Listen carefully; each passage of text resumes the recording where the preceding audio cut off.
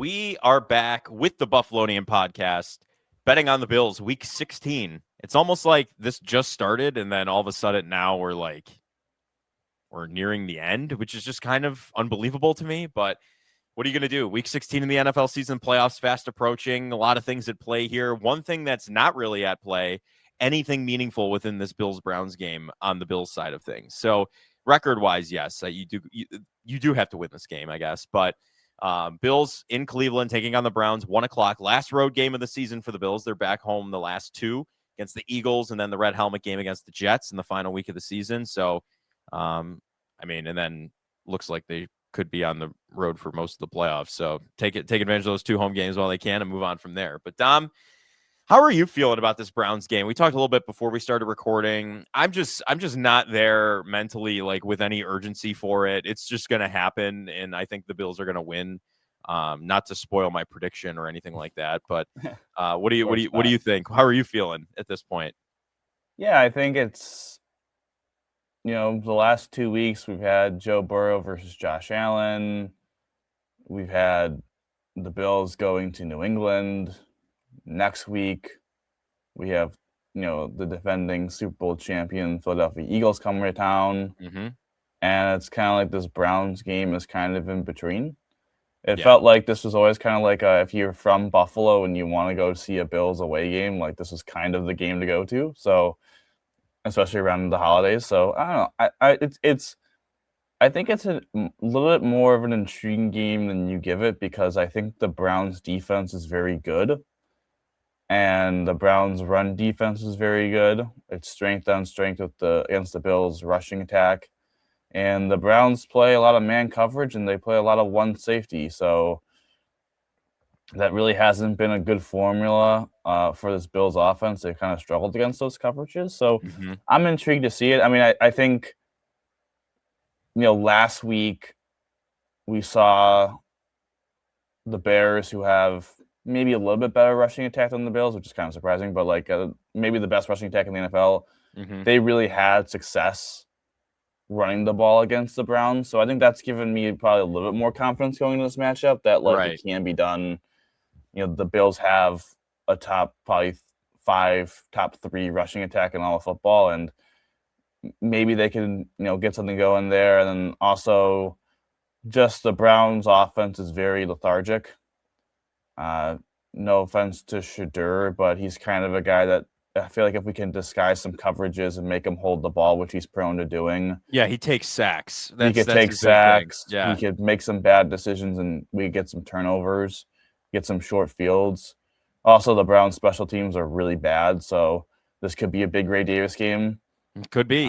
He's really been showing out the past couple of weeks on the special teams front, just returning. And it could be an emergency kicker. I don't know. Yeah, I mean, I feel like this is a game where it could be closer than we think through like 3 quarters, but the Bills pull away. But I think as an optimistic side, I still think the Bills win this game pretty big. I think it's just the history of the Bills-Browns matchups. Like they're just some stinkers all time, right? Like it's just like 8-0. Like it's just gross. Like when you think back on these two teams, but let's just get into it. I guess previewing. We'll start with the Bills offense. You mentioned it a little bit.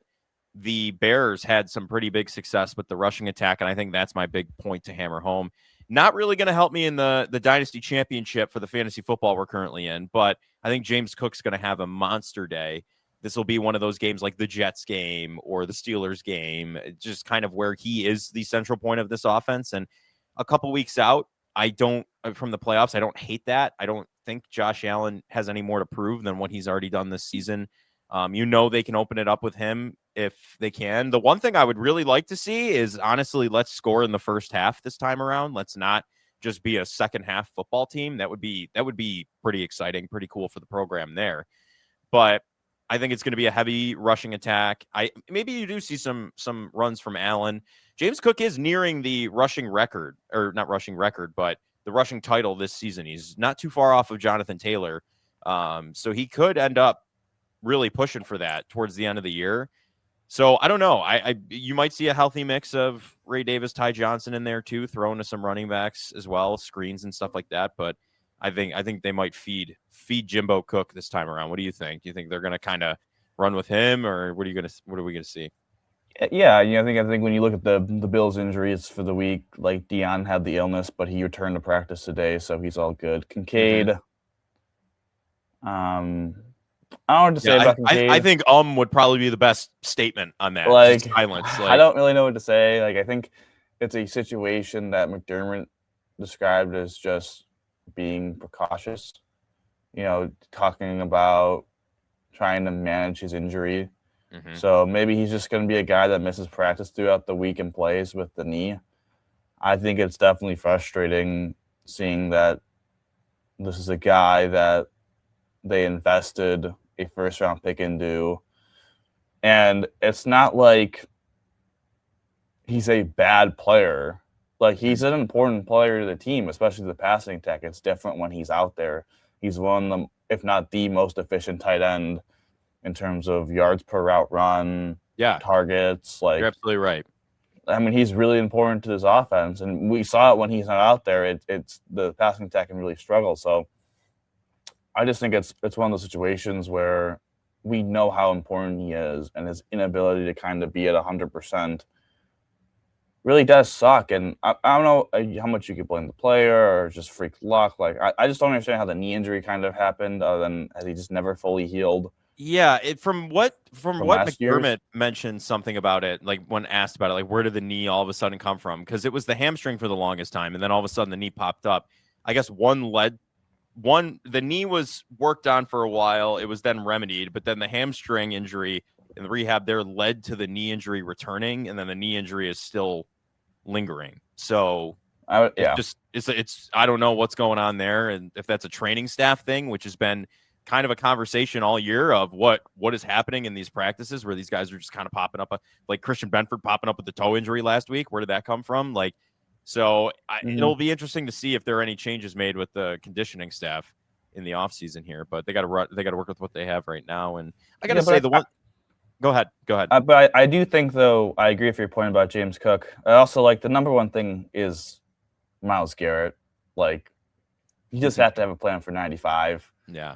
Like, if you look at the Browns, like, Mason Graham's a fine defensive tackle. They have, like, solid defensive linemen outside of Myles Garrett, but he's really the guy that just puts so much pressure on you to know where he is, and he lines up. He could line up over the center and rush McGovern. He could line up over the guards. Yeah. Really don't want to get into third and long against Myles Garrett. Obviously, 1.5 sacks away from breaking the all-time record. So I think he's a sack away from tying it. So who knows if history is going to be made on Sunday in Cleveland. But you know what the craziest stat about that is? TJ Watt tied it, right, at one point. And he did so on 180 more snaps, pass rush snaps, than Myles Garrett has this season. Can you imagine where he would be if he had the same volume? Like, isn't that insane to think about? Well, yeah, right. That's because the Browns, like, they're getting blown out in the fourth quarter. The teams are just running the ball. I mean, you are right about that. Yeah. So when you look at the Browns injury report, like, Denzel Ward hasn't practiced all week with a calf. He's their number one corner. Who knows? Like, again, this is the Thursday injury report. We don't really know what the Friday one looks like for the Browns review for the Bills. We're trending. I would say if he hasn't practiced all week, it's kind of you can make an assumption that it's leaning towards either being very limited or game time decision kind of a thing. So yeah, so I mean, I think that's going to be interesting to see. There's no some of the guys are banged up on defense, but they've been limited in practice, so I assume they're going to play. So yeah, I think he would be a big loss. I think then you could really attack their coverages and man coverage. I think this could be a big Josh Palmer game or a big down the field Brandon Cooks game. Like, if they're going to play single high safety, we have seen Josh be more willing to throw the ball deep, especially to Brandon Cooks. If only he could hang on to it. Yeah, he threw the ball 3 times, right? Yeah. Three deep balls. One was perfect that was dropped. The other one he was kind of late to, and the safety knocked away. Another one was kind of tight coverage, and it was a tough throw to make. But right. I wonder if this is the week we see him connect on one of those to Cooks for a big game, especially if they're going to play man and single high. So, yeah, I'm excited for the matchup. I don't think this is going to be, again, sorry for your dynasty odds. Like, I don't know if this is a big Josh Allen. I think this is a big James Cook that's neutralize Myles Garrett by getting the ball out of our hands quick. Let's get to Mhm. our man beaters. Let's run some screens. I think the backs will be involved out of the backfield. Like, I think we could see, the Lions game last year is a good example. We saw Ty Johnson make a ton of catches in that line. I think he almost had over 100 yards in that game. He did. So he's close. I could see that being the case. So I think this is going to be a big running back game. But I also think Palmer, and I think we could see a deep bomb to our boy Brandon Cooks this week. Yeah. No, I like it. And then Maybe the question mark will be remained is, what do they do with Mecole Hardman? Because he's been full. He's been a full participant. His 21-day practice window open. I think he's not going to be returning kicks. That's Ray Davis's job now. Like that's where you're at, right? Like, and do you put him in as a wide receiver and see what happens? Yeah, I don't know. It's weird because if we want to briefly talk about special teams, it is a weird special teams week because the Browns suck. They're really bad defending kicks, and their kicker's been inconsistent, and the return game really hasn't been that great. The Bills, for the most part, have been really good against punts, really good returning kicks. Prater's had a good year. Wisnowski's come in and stabilized the punting. They've been about league average in terms of kickoff return allowed. But they've been, again, we alluded to this, they've been awful on the punt return all year. They've been terrible.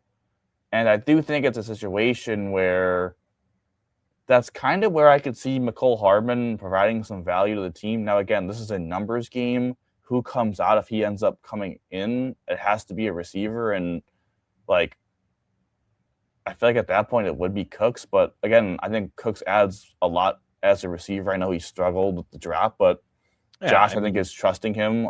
We saw last week. And, again, I think he's going to hit a big one this week. So, I don't know, but I do think Hardman, like, if you had Ray Davis as the kick returner and you have Hardman as your punt returner, I think you're in a better spot than you are today with Shakir being back there. And I think that could give a real boost to the punt return unit and maybe give you a little bit better field position. Yeah, I think that'd be a good play. I would enjoy seeing that because it hasn't been great with Shakir returning punts. This season has not been something that's been really popping off. Let's just say that. So it'll be interesting to see what happens with Mecole Hardman if he does go this game. Well, they have to activate him off IR. Yeah. So, and then I guess. Well, Chase Lunt is out. They've ruled Chase Lunt out. And there's some rumblings of maybe are they just going to IR stash him for the rest of the year and place him on IR? Because it's not like he played at much. The Bills, the Bills have done that. They've used the IR as pretty much another roster spot at different points. I wonder if they're going to do that. Yeah, that wouldn't be a bad play. I wouldn't hate that by any means. But transitioning now to the Bills' defensive game plan, you kind of touched on pretty much everything, right? Like they do have a run game with a young running back. They do have Shedeur Sanders, a young quarterback who's kind of given them a little bit of a lifeline in the past couple of weeks from Dylan Gabriel and Joe Flacco earlier in the year. But he is prone to holding onto the ball for too long. He is prone to taking sacks. He's going to make mistakes as a rookie. He's thrown some boneheaded interceptions from what we've seen, right? Like I'm not going to say you take them lightly because I don't think you should take any team lightly. Any given Sunday, anything can happen. He could have a legacy game for all we're concerned at this point. But it's more so, and we knew this going in, Cleveland is just the defensive juggernaut where the offense just kind of is there, where I think you're going to be able to take advantage of them defensively with what you're able to do. And you might actually see Greg Rousseau hit home because Shedeur Sanders holds on, and it'll allow him to finish a little bit because it's going to be longer time to throw and all that stuff. So you might see some guys step up there. Joey Bosa could have a big game. Like, I don't know. I'm not really fearful of their offense. I don't know where you stand on their offense, but I'm more worried about their defense. That's where my concern lies. What about you? I disagree. I would be more concerned about the offense this week going against an elite defense. I'm not too worried about the defense this week. No, that's what I mean. I'm not concerned about Cleveland's offense. I'm more concerned about Cleveland's defense against our offense, kind of a thing. Okay. Sorry, I was flipping from the discussion. No, you're good. Yeah, I think it's a situation where Conklin is going to be out there, right tackle, it seems. He hasn't practiced. Dylan Sampson, their backup running back, hasn't practiced all week through Thursday. And Njoku, who's one of their tight ends, hasn't practiced all week. So, I think it's the Bills just need to focus on making everything very confusing for a rookie quarterback. McDermott has a pretty good track record against rookie quarterbacks. I think he's 12-4 all time.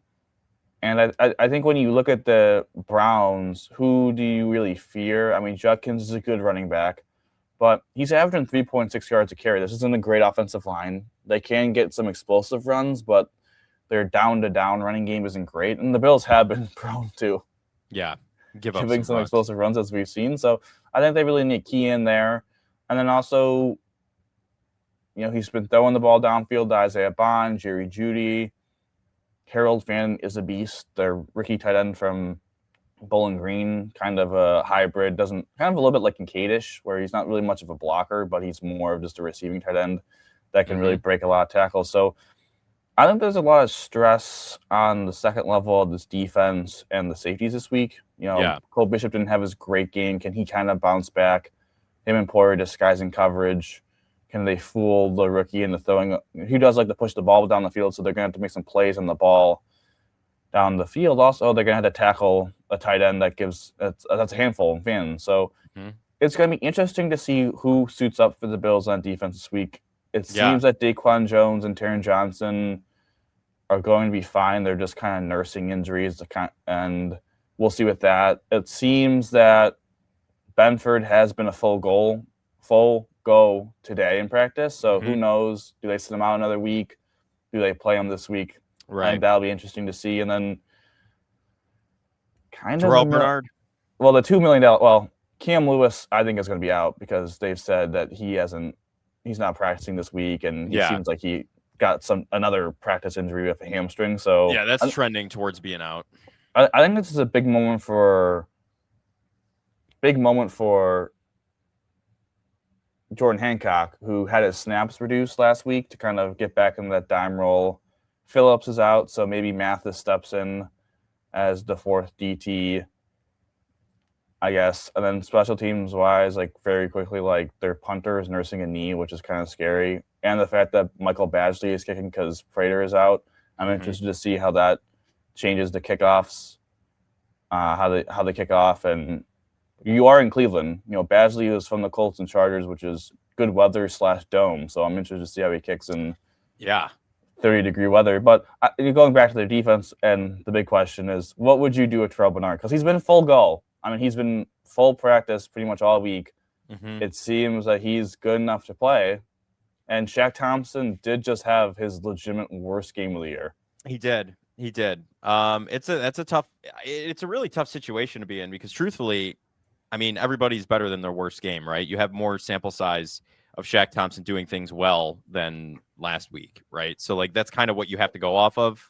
Yes, he did not have a good game last week. I will be the first one to say that, but he's got more of a track record of having better games than Terrell Bernard, right? But Bernard being healthy, full participant, he's the captain of your defense. This is kind of a sticky situation you're finding yourself in at this point. And I do think you see Bernard out there if he's able to go, but I don't know. I think you do see Shaq Thompson mixed in there as well. They might go that route. You know what I mean? I don't know. It's just I don't know what to do. Because if I were in their position, this is where it's a tough decision. If I were in their position, I think Shaq Thompson's giving you the best chance to win this season. So I would just put Shaq Thompson in and then have Bernard there and available if needed. But so also, he's the captain of the team, so he should. I know. I don't know. Where's your head at on this? I'm kind of stuck. It's difficult. I'll say this: I like what Dorian Williams provides for you, right? As the third linebacker, I think he's really good in base. Really good. I think your defense is solid in base. So I don't think his snap should be diminished. Right? If you put Bernard in and all of a sudden Shaq Thompson's the third linebacker, it's well, Dorian was doing a good job and Dorian's a spy mirror. I think he's been solid. Matt Milano is literally coming off his best game of the year. So he's going to be the will linebacker.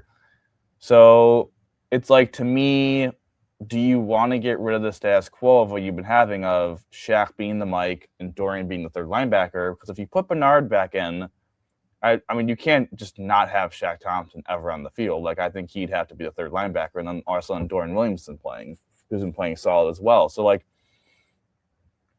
if I had no inside information in the room, I would just play Shaq Thompson for this week.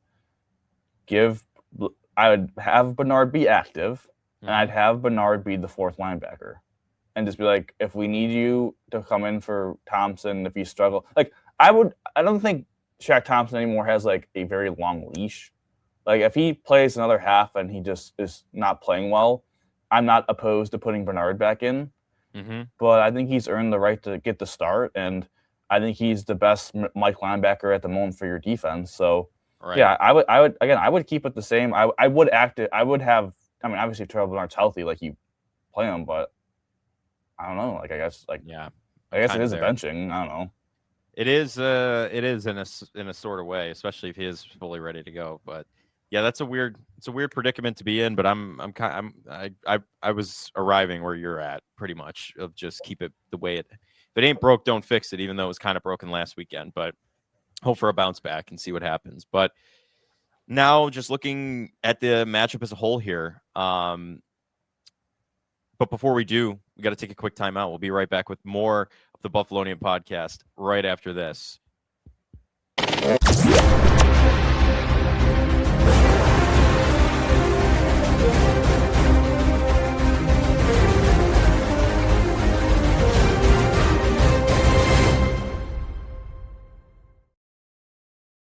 Welcome back to the Buffalonian podcast. We went through offense, defense, game plan for the Bills against the Browns this weekend. Let's dive into it here.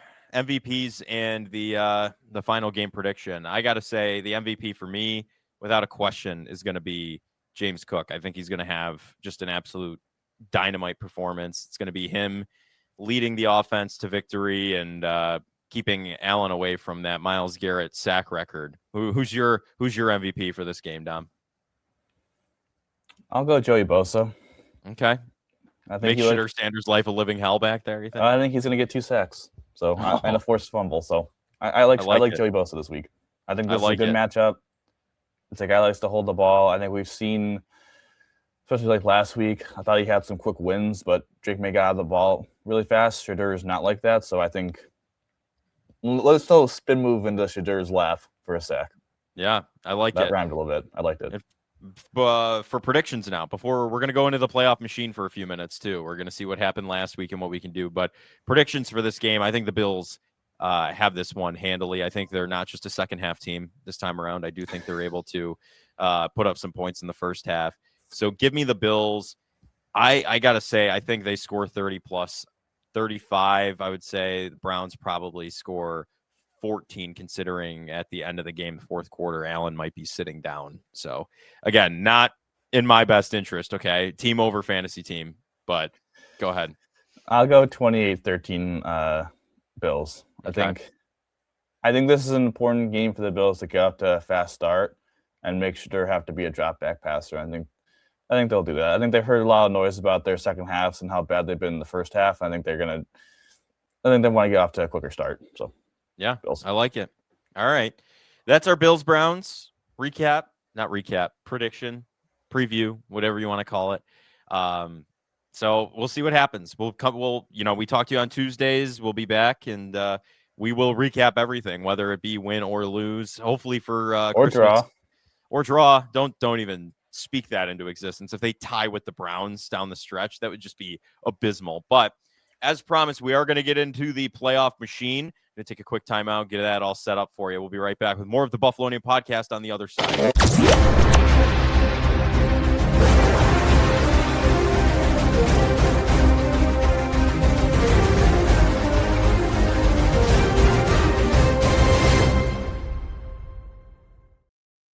Welcome back to the Buffalonian podcast. As promised, as you can see right in front of your very eyes, it is the ESPN playoff machine. Week 15 has been computed. We are sitting currently as the Buffalo Bills at the 6th seed in the AFC playoff picture would be on the road playing Jacksonville if it were to end today, but we know that's not the case. Dom, we have a couple more weeks of this. So we'll go through the AFC matchups here just for the sake of the exercise. And listen, I'm excited. I'm getting really excited down to the wire here just to see how things play out. But, what are you going to end up doing? What are the Bills going to end up doing? Who will they play? Will it be an easy matchup in week 1? Or will it be an absolute nightmare, massacre potential? I don't know. So this week, we'll start week 16. The Bills take on the Browns. We've just picked them to win that game, so I'm going to select that. Dom, unless you have any objection that you're just going to totally beeline from your prediction moments ago. No, I do think it's important to note for people that the Bills clinch a playoff spot if they win and either Houston or Indianapolis loses. Yes. So that's something to look for, I guess. Indianapolis plays on Monday night. Houston, it's probably going to roll. I'm not going to lie. Mm-hmm. This week. Playing the Raiders. The Raiders, so. That's called rolling in it, pretty much, at that point. But the Colts do play the Niners. Niners are a tough team, so the Bills could go into next week knowing that they have a spot on the dance. But yeah, I think the Bills are going to take care of the Browns, as we predicted. All right, Bills take care of the Browns. The Chiefs, I would say we had to pick this one, but they are actually eliminated from playoff contention, so we don't have to worry about them anymore. The Chargers take on the Cowboys. This one could have some implications here. Selfishness sake, I'm hoping the Cowboys rout them, but both teams are a little frisky. I feel like this one can go either way. Dom, what are you leaning towards in this game? Yeah, I'll take the Chargers. Okay. I'll be honest. Chargers over the Cowboys. I like it. I do think Herbert's going to have a game, so we'll see what happens there. Bengals Dolphins. Do we care about this one at all or no? No. And then Jags Denver. This game is for something. This is a good one right here. I gotta say, I think Jacksonville's really scrappy, and I think Trevor Lawrence is really feeling himself. Liam Cohen's kind of tapped into something we haven't really seen out of the quarterback before, and they just signed Jacoby Myers as well. He's working in that offense. So give me I don't know about you. Do you take the Jags? Would you take the Jags over the Broncos? I think the Jags are a good team. I think if you are a Bills fan, you are going to root for the Jaguars this week for 2 reasons. One, a Broncos loss makes it a little bit more intriguing if the Bills could potentially get the number 1 seed. Mm-hmm. Jacksonville would have to lose again. But also, I think if you look at the Bills, at least in my opinion, the one place you don't want to go is Houston. Right? That is the one place I do not want to go if I'm Buffalo. Mm-hmm. I'm going to be honest, I really don't want to go to Baltimore either, but Houston's the one place you don't want to go. And it's the house of horrors for you. If Jacksonville could get a win here against a tough team in Denver, you kind of feel like the Jazz can kind of maybe win that division. Mm-hmm. And then Houston would be a wild card team, and we'll see if the Bills currently are a game up on Houston. We'll see if the Bills win out. Then if Jacksonville holds on to the division, Houston, if they played the Bills, would have to be in Buffalo. So we'll see. All right. Are you okay clicking the Jags here for the sure. exercise sake? Yeah. All right. Jags beat the Broncos. Broncos fall to 12-3. Texans Raiders. We know where this one's going. Texans win that one. Steelers Lions. The Lions beat the Steelers here, right? I would agree, but again, this is a game where if you're a guy like me who doesn't want to go to Baltimore, you're rooting for Mike Tomlin not to blink, except he's going to punt from his own 30-yard line. So we'll see what happens there. For the exercise sake, realism's sake too.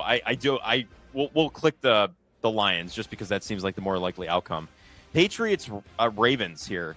This game doesn't matter in the greater calculus of.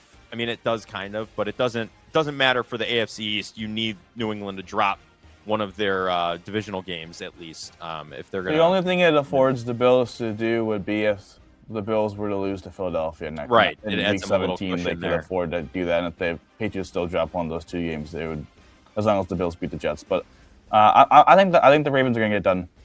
Okay. I think the Ravens are going to run the ball right down their throat. And the Bills are going to New England, who would currently be the 3 seed at that point. The Colts 49ers for the sake of the This is exercise. Niners. This is Niners day through. Philip Rivers. Then I'm sorry, that man. scenario would happen. The Bills would be in the playoffs. Yes, and they would have clinched, and it'll just be where they end up by the end of it. The Christmas slate kind of means absolutely nothing now except for Denver. Could Gardner Minshew do it? We'll pick Denver.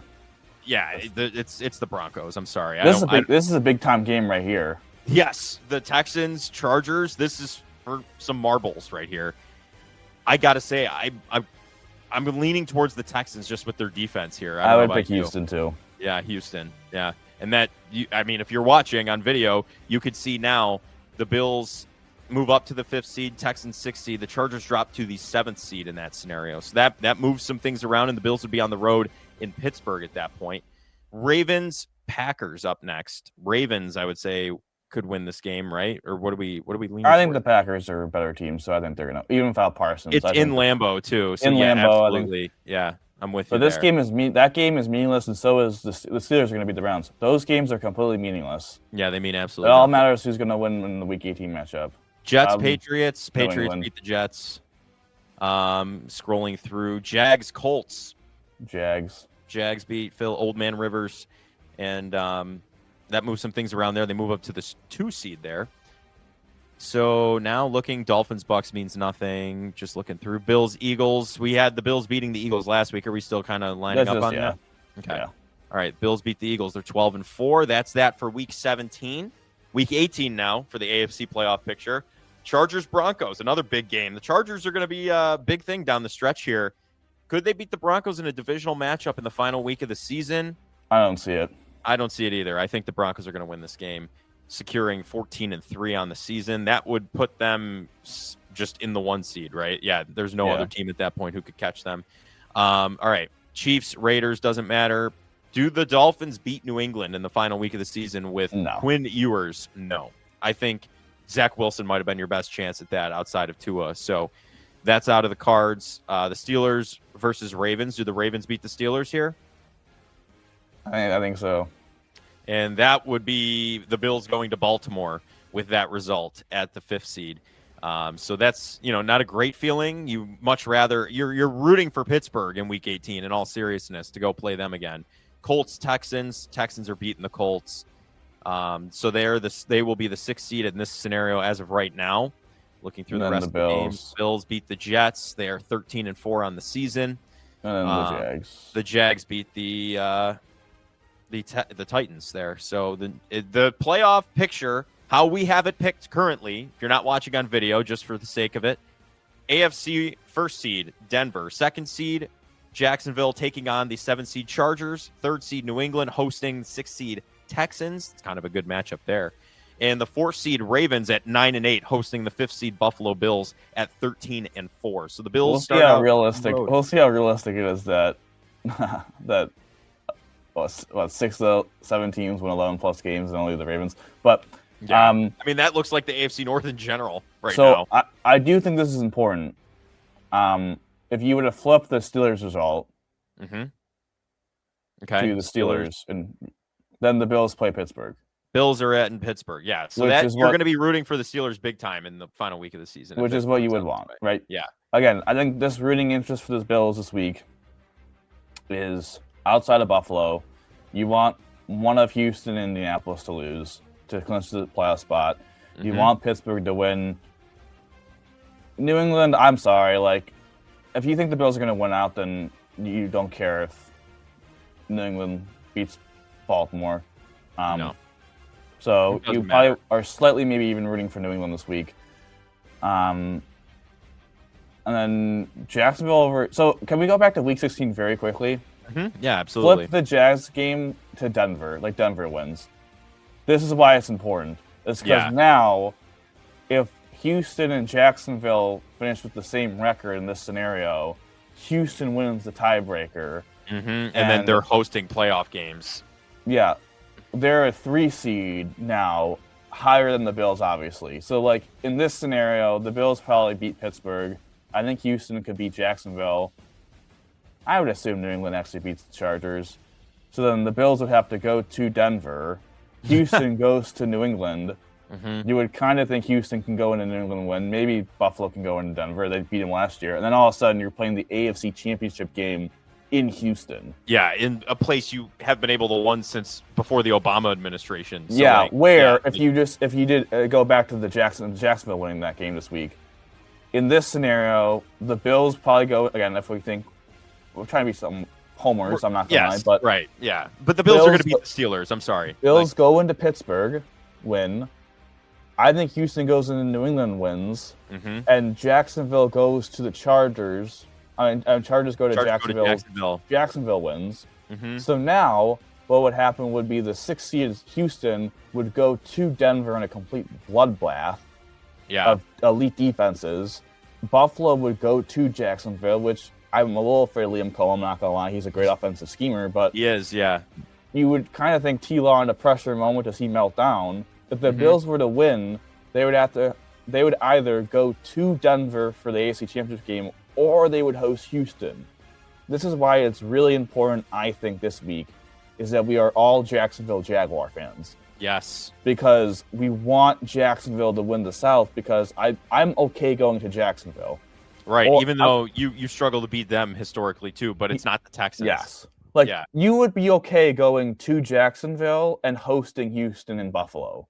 Sure. What you don't want to have happen is going to Houston. That is a disaster result.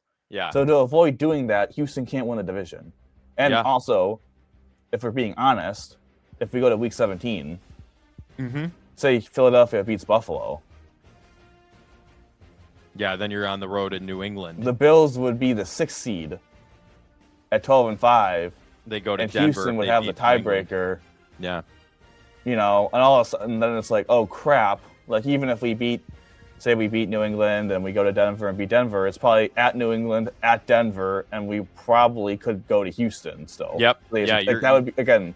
So that's why these games really matter for the Bills to win out and have Jacksonville win their division, and Pittsburgh win the division, because you wouldn't have to go to Baltimore and you would not have to go to Houston, which are probably the two of the top, 3 places you don't want to probably go. Yeah, because people say Baltimore doesn't scare me after week 1 anymore. I'm sorry, Derrick Henry running all over you scares the absolute crap out of me in the playoffs. So, but that's our playoff machine run through, our playoff predictions as it nears.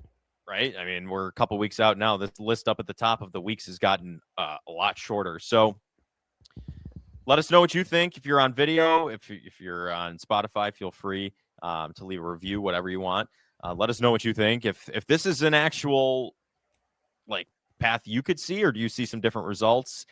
It's definitely going to be interesting as it comes down to the wire here. Lots of pressure on the Bills nationally. I don't know, just before we wrap up, if you've been seeing that, but it's been the without Burrow, without Mahomes, without Lamar, right? If the Steelers win, if we can get in. Can I spin that a little bit? Sure. Why isn't there any pressure on the other AFC teams? Right. If you're Denver, how often are you going to be the number 1 seed in the AFC potentially? There's no Mahomes. There's potentially no Lamar, no Burrow. And the only one of the elite quarterbacks is left is Allen, who is, the Bills have some pretty obvious flaws. So, if you're Denver, that's why I think that's such a stupid argument. It's just a talking head narrative. That's all it is. But it's no crap. Buffalo has pressure. Buffalo's pressure every year now that Josh Allen's in his prime to win the Super Bowl. Yeah, is this one maybe a little bit higher? The only reason why it's higher is because they've never done it. Yeah, right. There's some pressure because there's no Kansas City who they've knocked. The teams that have knocked them out historically are not in. I guess other than if you want to consider Houston or Jacksonville, because they've both lost those teams in the McDermott era. But I know those are two different. Let's not even go there mentally right now. But yeah, I mean, I just think it's a dumb narrative to try and put pressure on the Bills. It's Josh's fault that they don't. Josh can play well, and they could very easily get ran on for 250 yards and lose. But I think there's, sure, if you're going to say the Bills have the most pressure, I guess whatever. I really think there's more pressure on, again, Denver. Denver, I think, has a massive amount of pressure on them. And you could be the number 1 seed. You could have a bye. The only way you lose before going to the Super Bowl in that case is losing at home. Yeah. I don't know. I think that's a lot of pressure on Denver especially because if you think Kansas City is going to be good again, like you're not locked to win that division next year. And nor are the Bills for the AFC East, but the Bills aren't winning the AFC East. Like they're a wild card. They're going to be a wild card team. Like I think that's, I don't know. I think that's foolish. And how many Unless New scenarios? England absolutely craps down their leg. I mean, Exactly. and the odds of that happening are very minimal. So yeah, it's going to be interesting to see how the playoff picture works out. I'm going to be honest with you. If they're the 5th seed going to Pittsburgh, you're feeling pretty good. Even if you're like, who cares about winning the division at that point? Let the other juggernauts duke it out between themselves, go in and play them after the fact. So, well, especially again, it's not even that we're playing Houston, playing Pittsburgh too. It's like if Houston's behind you too, like, I don't know, you feel pretty confident about Houston potentially beating like a New England or potential Jacksonville on the road. Yeah. Like they would then be the team that has to go to Denver. Right. Not you. And Like then you if would they have to, make it through that juggernaut battle, like you said, the two defenses, they come to Orchard Park if you make it through. So you gotta keep them on the backside. You gotta keep them low. So it'll be interesting to see how this plays out. Jacksonville Jaguar fans this week. So keep an eye on the scoreboards around the league. And we'll keep you posted as we go through. We'll revisit this on Tuesday after the week and just see what happened. And next week, betting on the Bills, we'll do the same thing. We'll use the playoff machine very frequently as things come down to the wire here. But that's going to do it for this edition of the Buffalonian Podcasts, Betting on the Bills. I'm Joe Cali. As always, I was joined by none other than Dom Loss. And Dom, how do we always end these, buddy?